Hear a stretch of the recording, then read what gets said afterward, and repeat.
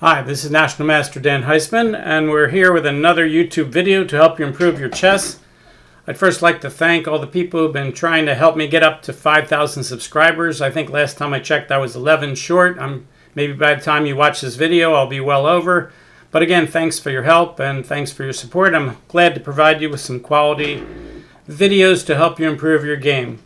One thing I noticed over the years is that when I do a video on some of my specialties like thought process or time management, I get a lot more hits, a lot more views than when I do something on a really fantastic game or an interesting position or an opening or something like that.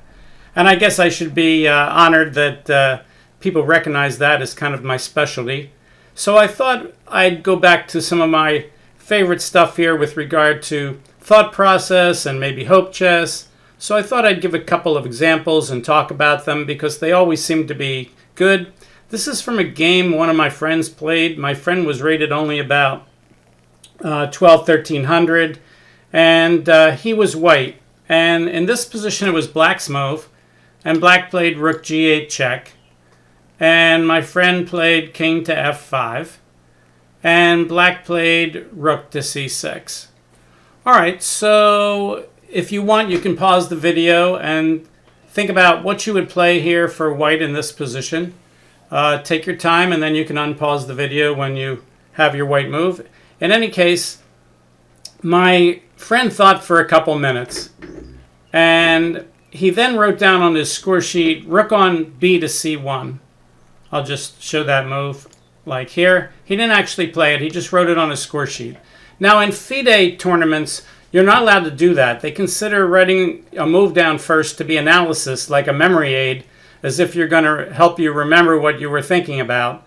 And therefore, in FIDE tournaments, it's illegal to write your move down first. USCF wants to copy FIDE, so they also made a rule that you shouldn't write your move down first.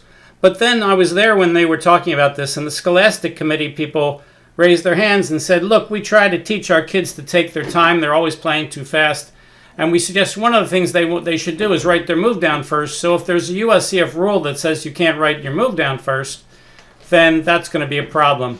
So they passed an additional idea that was, there was an alternate rule that was, if the tournament director allows before the tournament the alternate rule, then you are allowed to write your move down first. So that became pretty much a standard way to do a lot of the tournaments, was that the tournament would allow people to write their move down first. But then people said, well, what if you write your move down and every time you come up with an idea, you just keep writing it and erasing it, writing and erasing it? And they said, all right, so we're going to make, in that alternate rule where you can write your move down first, you're allowed to write your move down first, but you can't erase it if you make another move until after you make the other move. In other words, you can't keep erasing and giving yourself notes. You can write your move down first, and then if you find a problem, then you can erase it and change it. What's that got to do with this position and thought process? Well, a lot, as we'll have to see in a second. All right, so anyway, we said white wrote down rook on b to c1. And then he thought for another little bit, maybe another 40 or 50 seconds. And he actually played f4. So what was all this about? Why did he do that? All right, well, let's go back and take a look. When somebody makes a move, the two questions you want to ask yourself are, what are all the things that move does, and is that move safe? So if we go back to black's last move, rook c6, if we ask ourselves, why did he make that move, which is the wrong question, then you're going to think, well, the main reason he played rook c6 is so the king couldn't take the rook on e6. If the rook had stayed there, then king takes e6 would win a rook. Well, that's true, but that doesn't mean the move doesn't do anything. And of course, one of the things it does, which everybody sees right away, is that the rook on c6 is not only saving itself by moving away from the king, but he's doing a second thing, which is attacking the pawn on c2. And that's why my friend thought for a while and wrote down on his scorebook, rook on b to c1. The problem is, you really want to ask yourself, what are all the things that move does? Well, one of the things it does, as we said, is to save the rook so that the king can't take it. Another thing it does is attack the pawn on c2. What's a little bit less obvious about what it does is it also guards the square e6 that the rook used to be on. Let me draw a little arrow there. it guards that square. Why is that important? Because if white plays a move like rook bc1, then black can play rook to g5 checkmate. If you didn't see that when you were pausing the video, then you're really kind of playing hope chess. All right, so what does it mean that white wrote the move rook bc1 down on the score sheet and then played f4? Well, he was doing what we call a sanity check. A sanity check is where you're not a very strong player and you tend to make big mistakes. So when you decide what move you're going to make, instead of making it like he did here, you can write the move down on your score sheet and say, is that move just insane? And he did. He wrote rook bc1, and then he asked if it was insane, and he looked around the board, and he spotted that rook g5 was checkmate, and then he realized, oh, I have to make a move that stops checkmate. Now, there's only 2 moves on the board that stop checkmate, and the faster and more accurately you can find moves like that, the better player you are. And in this case, the 2 moves are rook to g1 and f4, so they become the only candidate moves. Every other move allows mate in 1. Well, what else did it tell me? When I was watching the game and I saw him write rook bc1, I said to myself, oh, that tells me that my friend is playing hope chess. Why is that? Well, let's diverge for a second and talk about hope chess.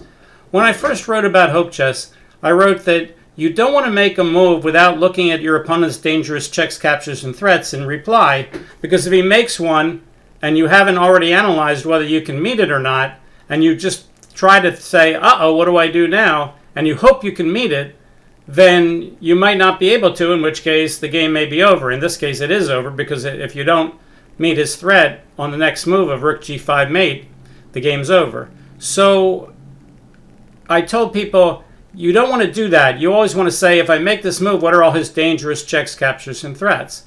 Well, if you do that, then you're going to find those moves before you get to your final candidate ideas. You're not going to come up with a move before you realize which moves are safe.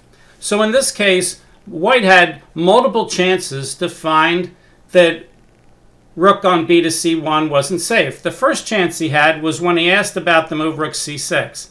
If he had asked what are all the things that move does, and if he had come up with the right solution, which was it saves the rook, it attacks the pawn on c2, it does a few other things, but it also guards e6 and f6, so that rook g5 becomes now a threat. Well, if you had seen that at that point, you would already know your only candidate moves are moves that stop the checkmate, which are f4 and rook g1. So that was your first chance, if you had a good thought process, to realize, oh, I only have to play f4 rook g1. The second chance he had, if he had a decent thought process, was, let's say he saw that rook c6 saved the rook, and let's say he saw that rook c6 attacked the pawn on c2, but let's say he didn't see that rook c6 guards e6 and threatens rook g5 mate. Well, once he started coming up with candidate moves like rook bc1 to save the pawn, then he should ask about his own candidate move, is it safe? And when you're asking about your own candidate move, is it safe, that means, can I meet all the dangerous checks, captures, and threats? So at that point, he would have said to himself, all right, let's say I play rook bc1.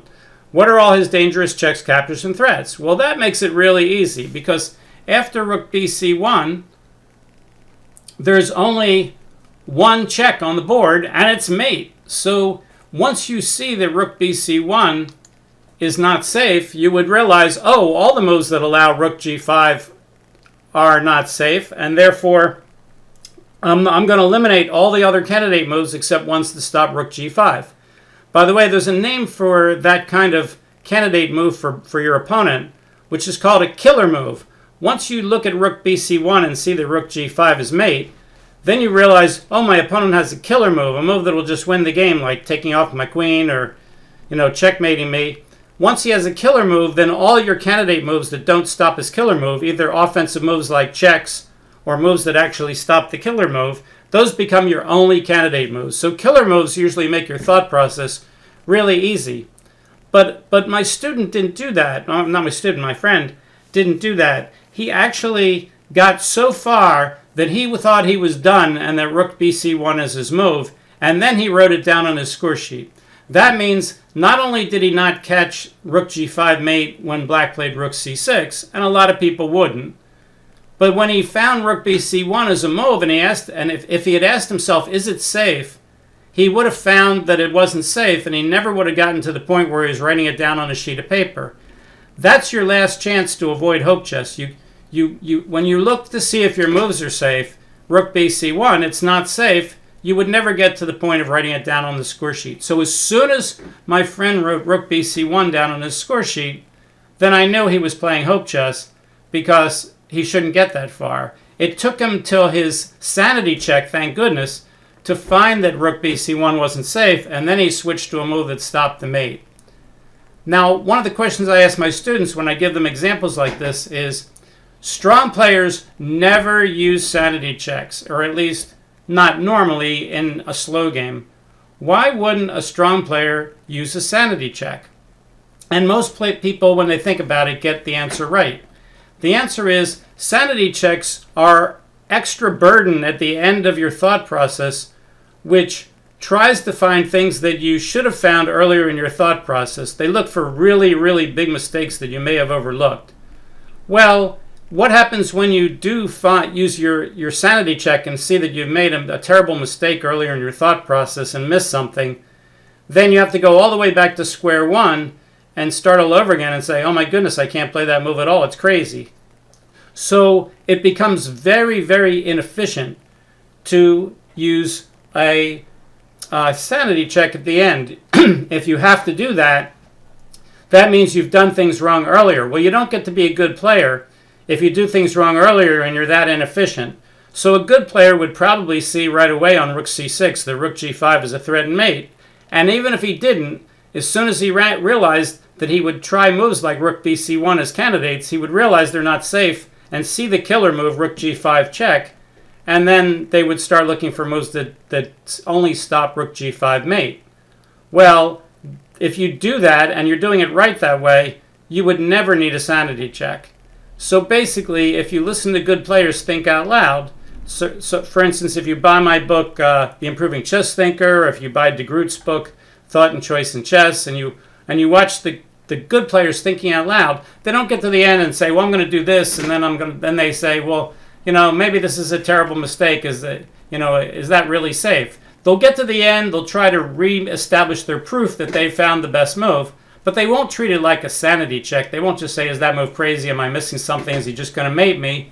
Because if they did, then they wouldn't be a good player, because then they wouldn't be able to spot those other things quickly, and they'd be very, very inefficient in their thought process, and they just couldn't become a really good player doing that. Okay, so that is the example of hope chess. Now, what's happened over the years is, even though I defined hope chess, and my original article was called The Secrets of Real Chess, that I wrote for the Skittles Room for Chess Cafe, I think in like 1999. And I wrote about the 3 levels of chess: flip coin chess, hope chess, and real chess. And I said that hope chess was where you make a move without looking for your opponent's dangerous checks, captures, and threats in a reply, and then if you don't do that, then you hope that you can find the answer, and it's hope chess. Well, that's become one of the things I've become most famous for all over the globe on the chess world, except that now people give me credit for meaning hope chess for anything you can hope for in a chess game. What do I mean by that? Well, let's get a different position. All right, for instance, what are some of the other things you can hope for? You could make a threat and hope your opponent doesn't see it. Let's do a scholar's mate. e4, e5, queen h5, knight c6, bishop c4. Well, you want to win the game with your scholar mate, so you hope he finds the beginner move, knight f6, attacking your queen, so you hope he doesn't see it, and you hope he plays knight f6, so that you can play queen f7 checkmate. All right, again, that's not what I originally meant by hope chess, but people have credited me with this idea that, oh, white is playing a bad move, he's trying scholar's mate, but he's hoping that black won't see it and that it'll checkmate him. Or let's say you play a bad move and you hope your opponent doesn't take advantage of it. So let's do that. Let's say you play knight f3, knight c6, bishop c4, knight f6, 2 knights defense, and now instead of the modern d3, we'll play the old knight g5 classical line. No, that's not the fried liver attack yet, but we'll play it just for the fun of it. D5, E takes D5. If you play this for black and you've never seen this before, everybody plays knight D5 the first time. I did and got into trouble. Black should play a move like knight to A5, but if he does play knight takes, you could play the lolly, or you could play the fried liver attack, which is knight takes F7. Almost everybody plays the fried liver attack. They just like the idea of the fried liver attack, and no one's ever shown them the lolly. If we ask the computer, Mr. Computer, which one would you play here? Let's see if we can get the computer to give us his analysis. Showing threat, marking engine. I must not have the analysis turned on. Okay, well, I'll have to do that next time. But anyway, what you'll find here is that the lolly D4 is just about as good as the fried liver. Maybe not quite, right on the same level. Anyway, knight takes F7, king takes F7, queen check, and let's say black plays king to G8. And all of a sudden he realizes, oh my goodness, he could just take my knight and he could checkmate me. And now you're sitting there quivering as black, saying, oh, I hope he doesn't take the knight. I hope he doesn't take the knight. All right, is that hope chess? Well, again, that wasn't my idea of hope chess. But yes, people are now calling that hope chess. Yes, you're hoping that white doesn't see that. And in fact, the better way to play the mate here is to give up the queen first, because it's a prettier mate. Queen takes D5, bishop takes D5 check, bishop E6, bishop takes E6 checkmate. Okay, so there's lots of things you can hope for in chess. You can hope that your opponent makes a mistake. Let's say you're in a drawn endgame and you say, okay, let's do that. Let me pause the game and set something. All right, here it's black's move. If you're white, you can't win if black just simply runs in the corner, but you can hope that he makes a mistake and doesn't realize he has to do it right away. You could hope that he falls for a famous endgame pattern here and that he plays king F7, figuring it doesn't much matter where he goes. And now all of a sudden it becomes white to play and win, and your hopes have been met. How does white win? Oh, you just play bishop to E6 check. Well, doesn't that lose the bishop? Well, okay, yes it does, but if he takes the bishop, then he goes outside the square of the promoting pawn and you get a queen. But the problem is that the bishop is now guarding that G8 square, and if he goes back to F8, now you could play king to G6. Actually, you can play any move. What I play in this position is I move my king backward rather than forward. You can move it forward. There's nothing wrong with king to G6. But really what you want to do is waste the tempo because black is in zugzwang. So in order to show everybody that I understand black's in zugzwang, I like to move my king backward here. Maybe king to G4 or H4. And say, all right, black, what you going to do? And black's in zugzwang. He can't go to the G file and he can't stay on the F file because F7 is guarded. And when he moves away, then you go in and get a queen. So if we go back to the original position, go back a move here.